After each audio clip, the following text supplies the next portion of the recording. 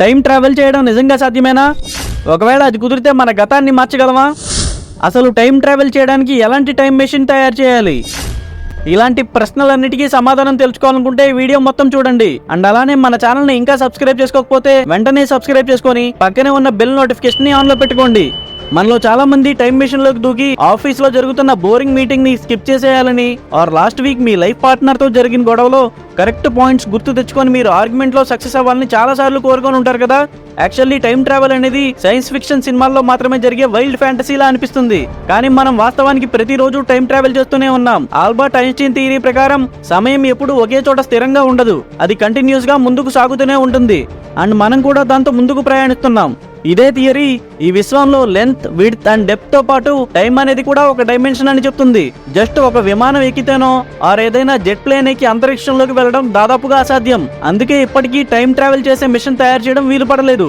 Technically time machine ని తయారు చేయడం సాధ్యమే, కానీ టైం ట్రావెల్ చేసే మిషన్లు జస్ట్ వేరే దేశాలకు వెళ్లే ఎయిర్ ట్రాన్స్పోర్ట్ వెహికల్స్ లాగా ఉండవు. ఈ టైం ట్రావెల్ చేయడానికి లైట్ స్పీడ్ తో సమానంగా ఉన్న స్పేస్ షిప్ ని తయారు చేయాల్సి ఉంటుంది.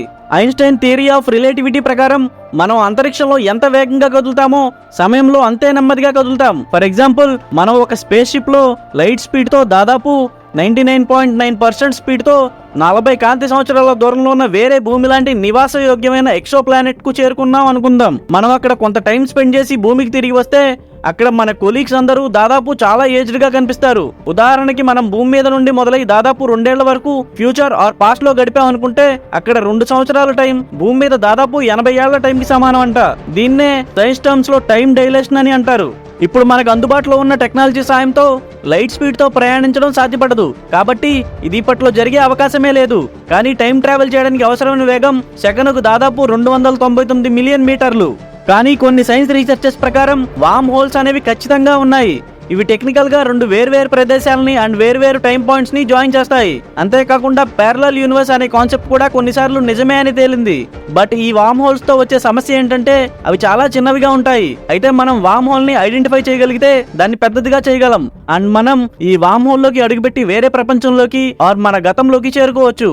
కానీ వామ్ హోల్స్ ని గుర్తించడం చాలా కష్టం, జస్ట్ కొన్ని సెకండ్స్ మాత్రమే ఉంటాయి.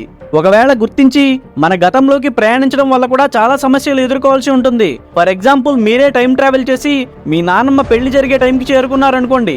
అప్పుడు మీ నాన్నమ్మని అస్సలు పెళ్లి చేసుకోవద్దు అని మీరు ఒప్పించారు. అప్పుడు మీ నాన్నమ్మకి పెళ్లి అవ్వదు అండ్ మీ నాన్న కూడా పుట్టరు. ఇలా చూసుకుంటే అసలు మీరు ఉండరు. మరి అలాంటప్పుడు మీరే లేకుంటే మీ తాతని పెళ్లి చేసుకోకుండా మీ నాన్నమ్మతో మాట్లాడడానికి ఎవరు వెనక్కి వెళ్ళారు?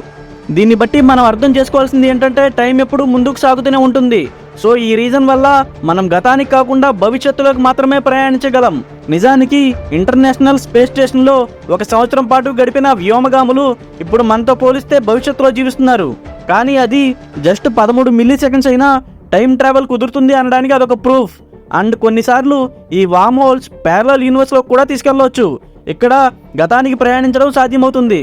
అయితే మీరు కూడా టైం మిషన్ లో వెనక్కి వెళ్ళాలనుకుంటే ఏ టైంకి వెళ్తారో మాకు కామెంట్స్ రూపంలో తెలియజేయండి. ఇలాంటి మరో ఇంట్రెస్టింగ్ టాపిక్తో నెక్స్ట్ వీడియోలో కలుద్దాం. ఈ వీడియో కనుక మీకు నచ్చితే please like, share, comment and subscribe to our channel.